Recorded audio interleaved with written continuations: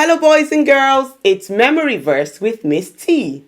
This week's memory verse is from the book of Matthew chapter 21 verse 13, and it says, "He said to them, 'It is written, my house shall be called the house of prayer.'" I'll say that again. He said to them, "It is written, my house shall be called the house of prayer." Now, do you know who was speaking in this verse?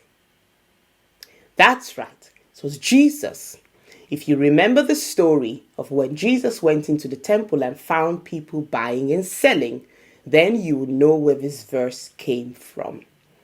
Jesus was telling the people that the house of God, which was the temple at that time, was supposed to be a place for praying and for worshiping God. But the people were now buying and selling in the temple. They were using the temple for what it was not made for.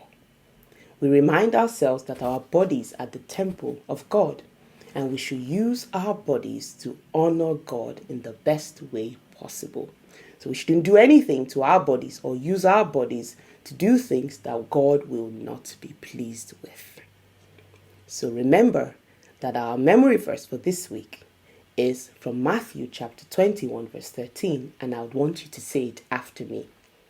He said to them, "It is written, my house shall be called a house of prayer." Now I have one question for you. Do you pray at home? Can your house be called a house of prayer? If that's not the case, now is the time to make a difference.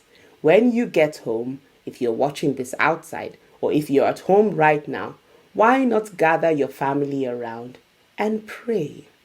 God will love to hear your voice. So remember our memory verse.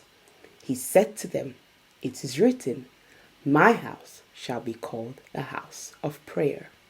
Learn it, remember it, and hide it in your heart. Bye. I'm gonna